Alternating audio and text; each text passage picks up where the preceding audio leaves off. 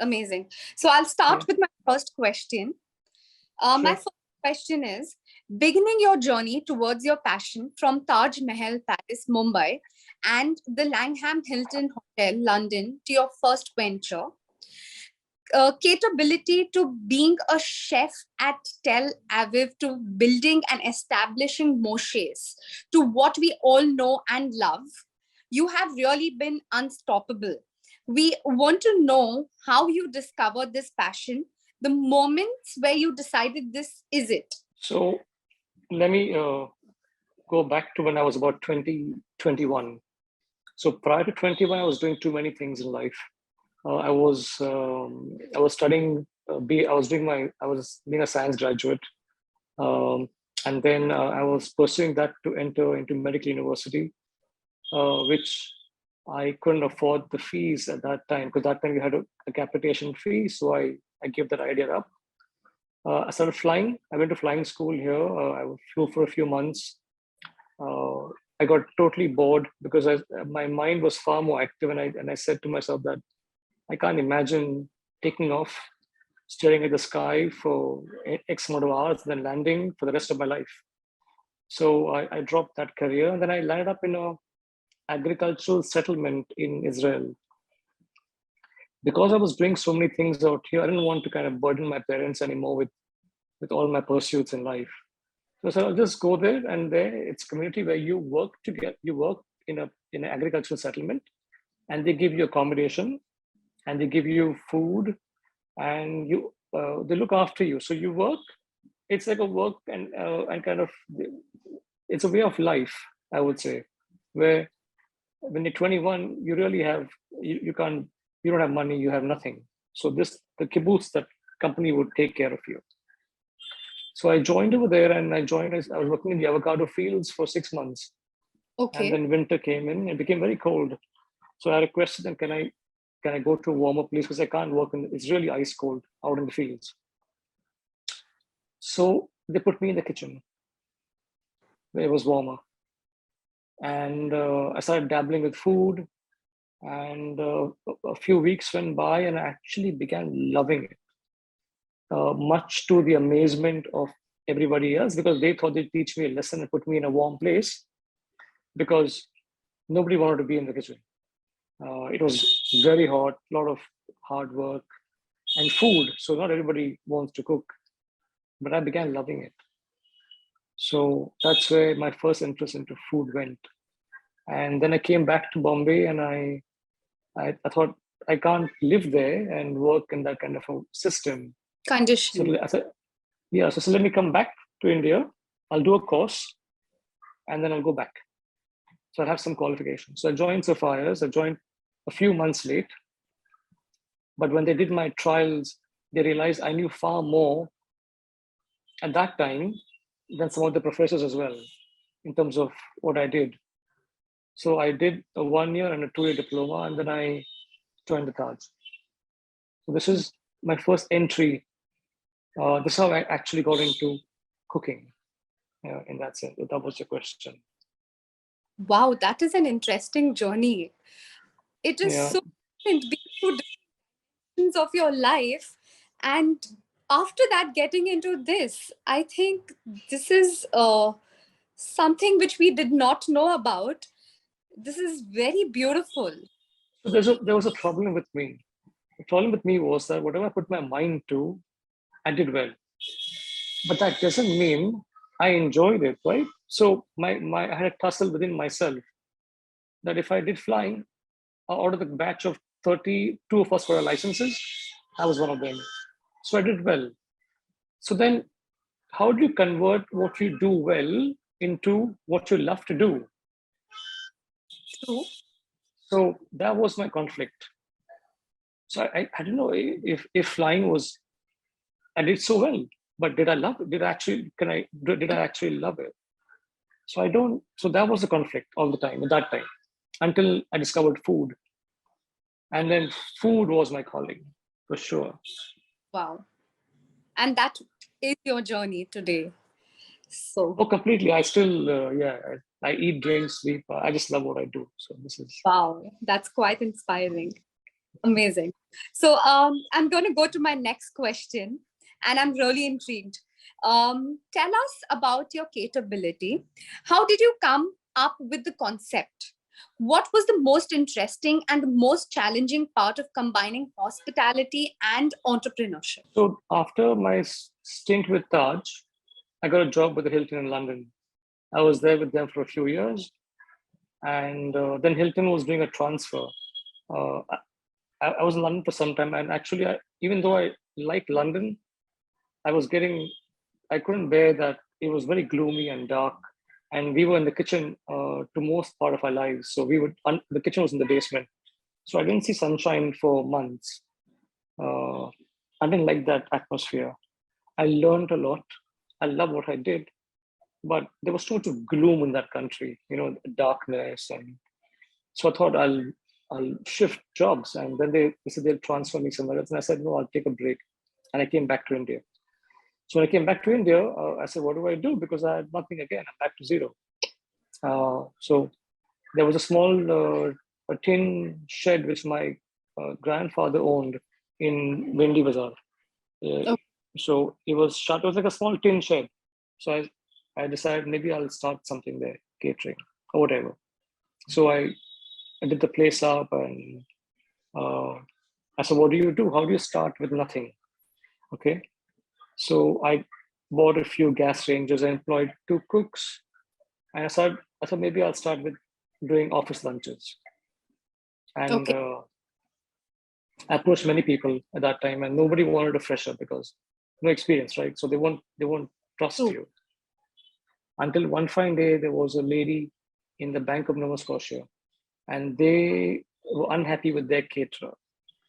And I happened to pop in at that same time. And I said, try me out for 3 days. If you guys don't like the food, great. I mean, I won't, there's no, not, you lose nothing. So she gave me a shot, and they liked the food. And that's how we started doing 40 lunches to the bank. And from there, I got, because the food was so good, we really made nothing. We made zero money. Uh, I used to wake up at 5. We had two cooks. At that time, the wholesale market was at Baikala.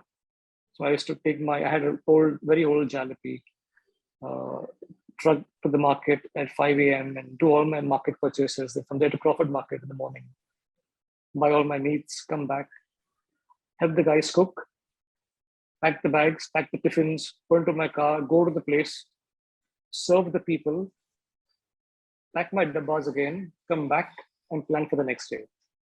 This went on till other banks started approaching me for food. And then we were the first guys that broke the union in Citibank when Wow. they had a very strong union where the American head of Citibank that time, their office was in Diamond Point. So now I want Moshe, I want capability. So we got into Citibank, and then it was just uphill. We were doing, I think, close to 600 lunches a day. We were doing office parties, and then after 3.5 years of capability, we were doing really well. I thought I was in Israel, and I left that. I was in the kibbutz, and I enjoyed my life there. It was beautiful, and something was calling me back to Okay. Israel. I said, if I don't do it now, I'll get stuck in this place, and I'll keep doing catering, and I'll keep increasing, then to a point where I will never leave. True. So I said, let me. There's a calling, and if I don't answer it now, I will never in future. I may regret it. So one fine day, I packed my bags. I told the guys who were running my company, the manager said, "It's all yours. Uh, I'm not here." I packed my bags and I moved to Israel in a week. Yeah, I Okay. know. And Interesting. because it actually, yeah, maybe a little over a week. Yeah. And how was your experience? So Moved. I moved there completely, and I was in. Well, the government supports you initially. They teach you the language half the time, Okay. and So, but I couldn't afford. I had no money, so I was doing part-time chef work in the evenings. So in the day during the class, I would be fast asleep because there's no way I could keep my eyes open. I was too exhausted. So my entire teaching time, that was like 4 months, I was sleeping in class. Um, but I used to work in the evenings to pay my rent. Otherwise, there's no way to live, right? How do you live? True. I can't be a student like that forever. And then, of course, I got a job at the Hilton in Israel, in Tel Aviv, because I had worked at the Hilton in London. So it was easy for them to kind of just take you in. I was with them for quite a few years. And I rose through the ranks, uh, right from the lower ends to way up, like really high. That's amazing. I was there. And then after about 3.5, 4 years, I couldn't see myself. That was it. I couldn't see myself going further. True. Like that was, and I said, oh, then comes stagnation, right? Then you can be comfortable in your job. Yeah. You enjoy everything. You have pay scale. You have friends, and that's when I decided that I'm going to go back to India. That's amazing. because whatever I've learned all those years, I feel I could do a lot more here with my ideas and thoughts. True. So I came back. So I packed my bags. I did a reverse migration. I came back. Amazing. And then I said, yeah, ask me. Come on, go ahead. No, I'm more Your next question. About what you're saying. I can tell something later. Yes. So then came the other places, which I can talk to later about as well. When I came back, how I got into opening the city's first nightclub. Athena was the first one. Yes. But for investors, it didn't belong to me. Okay. It was a group of investors that did that. Yeah. Wow. So understanding from your journey, as you said that, you were listening to your calling. So many a times being an entrepreneur myself, so I'm just intrigued knowing something that listening to your calling and being fearless and taking the steps which you took, which a lot of people, even though they might have calling and they don't really take, and there are few people like you who do take it, who do take the risk. So can you tell me, is it the fearlessness or is it the risk factor, or how exactly, what came in your mind while taking the steps towards those decisions? See, I'll answer that question in a particular way, because in terms of risk, I honestly feel that because I started with nothing, when you start with nothing in your pockets, and you climb your way up, what can happen after 5 years? You'll have nothing, right? But then you know that you can make your way back up. So what you risk? You're risking going back to that square, but you also know that you have the ability to build from there again, so you don't mind risking it. Wow, true. Right? So that was a simple thought process that came to me most times, because today I could lose a lot, but then at the same time, I'm used to not having a lot. So what do I lose? Nothing. I'm only gaining, right? I'm only gaining something different, something new. And I'm sure it would work, because that's how things have been, right? You put your mind, you put your expertise, you put everything. Like, you don't do things like, you know what, I'll open a small cloud kitchen and I'll see if it works. Then you're actually cutting yourself short right there. So what's your dream? Your dream has been to open, say, a restaurant. But no, I'm going to open a tiny cloud kitchen in my grandmother's back room. So I'm being extremely conservative. And so will the results. The results also will be conservative or worse. True. It's only when you're actually willing to put it all down in, like, right there. Then you can't back off, can you? Then you know you like you're in it for everything. And that's True. your best shot. This has been very inspiring for me. I'm sure even it's going to be very inspiring for the listeners, because there are very few people. I'm sure that you're quite humble, but I'm saying it because there are very few people who take these steps. And as you said, that, eventually there's nothing to lose and there's more to learn. And I think this is very inspiring. So, Thank you. wow, thank you so much. So I'll go to my next third question. Um, you are now conducting one-day workshop was in Alibag. Tell us more about the workshop. How does one enroll for it? Do they need experience in the culinary or hospitality industry? Though these workshops, what is your vision and how has the experience been so far? Okay, so basically, I sold my company, Moshe's, seven. Yeah, this year would make it 8 years. 8 years ago. I think many of us are aware of that.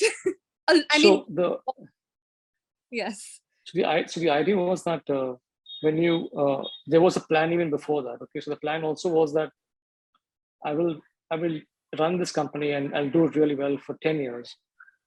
When I started doing it, I had a plan. So it wasn't like something that would grow and grow and grow. So when 9 years got over, I knew the 10th year is coming and time to sell. I missed the target by about, I think, 4 months, because I sold 10 years and about 6 months down the line. Now, the idea of selling was because it became very big. Moshe's became very, very big, many outlets. But at the same time, it became something I didn't want it, but it was a path that I couldn't stop. At that time, I owned nothing. All the places were rental. I didn't have a place where to stay as well. I didn't have an apartment, and nothing was there. We didn't have I had no tangible as such. Okay. Now, 10 years, I could continue the same process. I could open 15 more outlets and all that stuff. I could just go on and on and on. But then it cuts me in terms of who am I, who I've always been. I've been a chef. And after the latter part of my years with Moshe's, I was just sitting in an office. There's no way I had any time to go back and do what I love to do. So when I thought, the plan was to sell anyway. By selling, I'll get a corpus where I can actually buy a house. I could buy a small farm. I could do things. I'm not under pressure to, to kind of make my ends meet or all those things. So when that happened, when I sold the company, I had a clause stating that I can't open another business for 6 years. Okay. It's a non-compete that we all sign. Mine was very stringent because they knew that I've got a lot more years ahead to do stuff. If I was 70 years old and I sold, they'll think less, right? True. But they knew that I could restart. So they put a very stringent clause of 6 years, no F&B business. Okay. Which I said, okay. But I asked them, can I at least teach? So teaching is non-compete. It doesn't come in their complete thing. So they said, yeah, you can teach if you want, but not in Mumbai city limits. It has to be outside. So Alibag came up.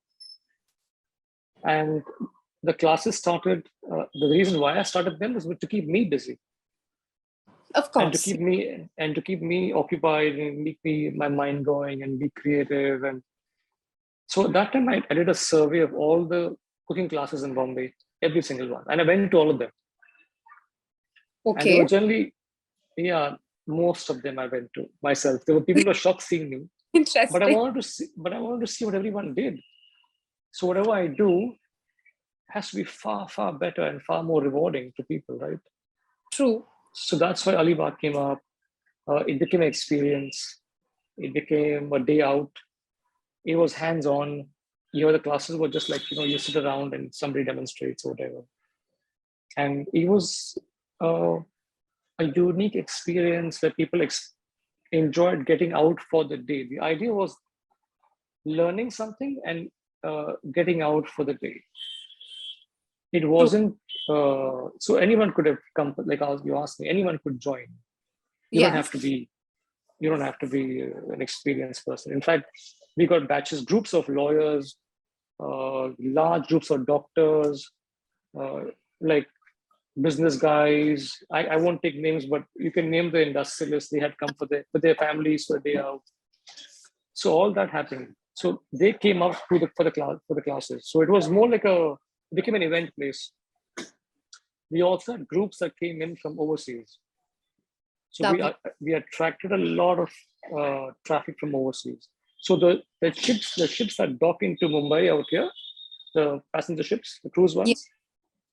So people would come directly and see they have activities lined up from there for them. So one of them was like a day out with in Alibag in the farm learning Indian food. So even though I didn't completely do Indian, but we had somebody else who did that. So yeah, that went on till about 2 years, 3 years ago when COVID came in, and then we were building the cafe. So it served the time for what it did. I don't know if I'll restart it yet. I don't know what I'll do there again, but that was a phase. School, you mean? Yeah, the studio. Okay. Because I don't have Amazing. the time at the moment to do it. I don't have the time at all. So I think that was another experience. I think the more and more I am understanding about your journey, it's becoming so interesting because it's not just stuck to one dimension. There are so many dimensions. And that is what is so interesting and inspiring. So, Thank you. yeah, amazing. So I'll go to my fourth question now. The world of culinary is evolving every day, and we have come a long way ahead. Be it with respect to different cuisines, the awareness of these different cuisines, technological advancements, and cooking techniques. With your experience in hospitality and now as a teacher, which you were at your culinary school, what would be that one thing you would want to change and bring about a difference in the evolution, in this evolution? So in terms of well, I travel a lot. I visit various kitchens and bakeries, and I see systems. I keep updated. I update myself all the time as to what's happening around me. I'm very intuitive to when I see new things happening that will benefit a customer or my back end staff. So uh, even before COVID, for example, even before COVID came in, we built my kitchen out here at Need, Need. and Oh, at Need. So we opened. We were supposed. Our kitchen was ready in 2019 end December. So that time, uh, it's a small kitchen. It's a small kitchen, but uh, it had five washing sinks for washing hands, five in the kitchen, okay. which most kitchens may not even have one. So that's the level of hygiene. Because I worked abroad my entire life, I don't know what it is to enter a kitchen in this country. I don't know how systems work here. So the system that I operate with, I've always been with the same systems that I worked with in London or in Israel, anywhere in the world. True. So I don't know if you ask me the next step ahead, um, I don't know. I just follow the path that I know. And I don't look elsewhere. I don't look at other people, what they're doing. Uh, it's most people have been trying to move towards really fancy food and these high-end, high-theme restaurants. And I, on the contrary, am doing something very simple. I'm just giving people simple food. Oh, I That's love. Thank Yes. you. So we do very, very like, but the focus again has been on ingredients. So I I really kill my suppliers for good ingredients. I even tell them that, like when people negotiate and say, like when you go to the bhaji market and you say, you know what, I always say that, "Bhaiya kitne ka?" And he says, sir, it's 40 rupees a kilo. I said, I'll tell you what, I'm willing to pay you 45 rupees a kilo. Can you give me the good stuff? So I work reverse with Quality my is, suppliers. yeah, I tell them charge me more, but give me better. So true. I am sorry, it's just a totally different topic. I love your beetroot hummus in Need. The mushroom hummus, the flatbreads. Oh boy, Yeah, you had it all.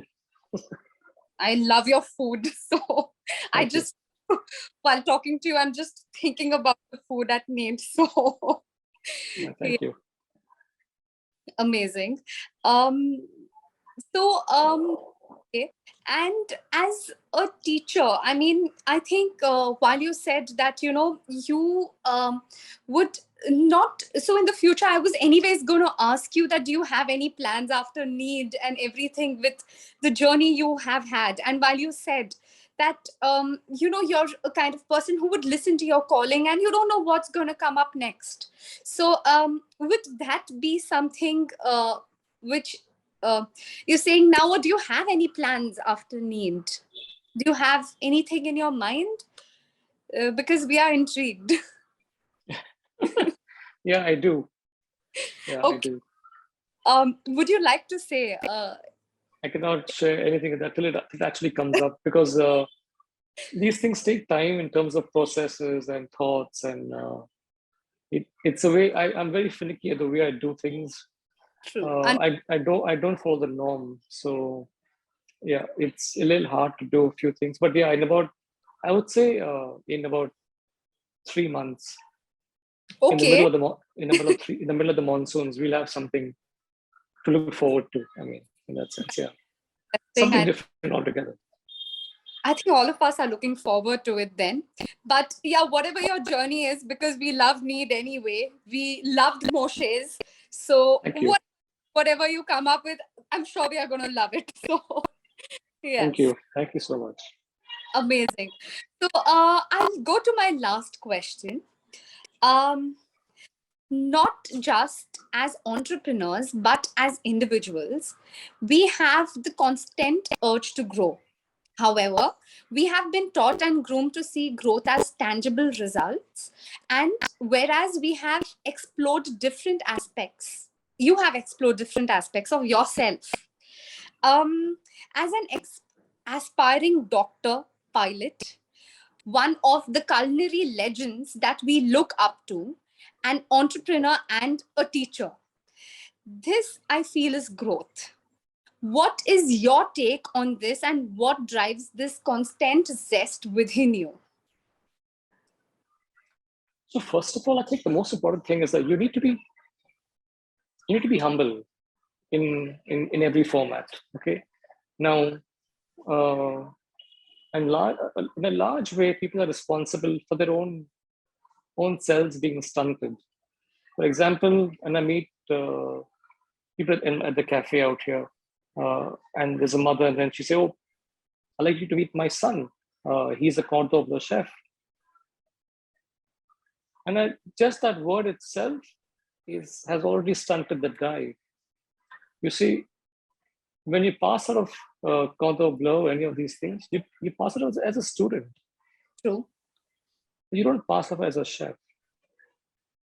Agreed. So the people that can actually really afford to go to these places are people who have a lot of money. True. Uh, and they feel that they go there, they love to cook, I'm sure. But when they go there, they feel that by doing the class, they're absorbing the title. Now, when you absorb the title just by doing a class over there, of course, True. it already stuns you because you consider yourself a chef, and actually it takes an average of at least, I would say, 6 years, 7 years in the hotel line to rise to get that title, at least, of a junior chef. Yeah. So if you spend enough time before, I tell this to all the kids who actually want to go to catering school. If you spend as much, like after college, if you spend 3 years before, you'll have, say, 6, 10 years of run ahead. If you spend 8 years, you'll have 30 years. If you spend 12 years, you'll have run ahead means more to offer because you have that much experience. If you join the hotel line after college, You've got zero experience. And what will you offer? So you're shooting yourself in the foot at that age. True. So you need to be open. You have to be humble. You have to get down to actually investing time. So if you want to be, say, a photographer, for example, like you want to, or you want to make movies. What do? You get yourself your qualification. Number one. Number two, you work under a whole range of different directors, producers. So you absorb, you learn, you hone your skills, and then after a few years, you've actually bloomed. You've got that, all the knowledge you want and the experience, and then you put all that into your thing and then show the world. True. So I always tell that to people in my same thing with my field. Don't just do a short-term thing and get those titles or whatever, and then think that, okay, now I know everything. Because half the restaurants that open up here in our city are people who don't have the experience. They're not from my industry, and they have no clue what goes on. And how do you, even if you open a restaurant and you have somebody who and you can run for 1 year, what about the next Yes. 5 years? You have nothing to offer because you don't have that back experience to change, to modify, True. to adapt, to learn. You don't have any of that. So True. always invest. If you like this career that I am in, it needs a lot of investment of time. And it's like grueling time. It's not money. The True. hotel lines are literally nothing. I was in the Hilton in London, though, yeah, it's really fancy Hilton London. I had enough money for rent and tube money, and that's about it. Literally, maybe a couple of beers. That's about it. Nothing else. It was so hard, So and I that think went on for many years. do matter. Learning does matter for the youth. Learning and go back to your basics. There's no shortcut. There is no shortcut. True. So That's really true. And I'm sure that a lot of people, they, as you said, that, if they must have taken a certificate is not always important. It is important, as you said, that, you have to experience it. You have to understand where you stand, and you have to keep learning and exploring different dimensions of your field, which you have. So I think, yeah, go right. Like don't think my dad's like he's got a business and he deals in like he exports a lot and he's like a big businessman and I can open a restaurant tomorrow. My father says, hey, listen, you've done a course right now, right? Let me open a nice fancy place for you. And that's it. That's the end of his career, literally. true. He's got nothing else to offer. True. I think I'd agree with that. And, from a lot of people I have interacted with, there are very few, like, what is intriguing me while interviewing you is that, there are, while you grow, there are very few people who are ready to explore. Because when we reach a certain age, our mind becomes so Yeah. stagnant that, okay, after this, I think I'm settled. I have to settle my life somewhere. But Yeah. while listening to you, of course, by being inspired from you, you haven't stopped.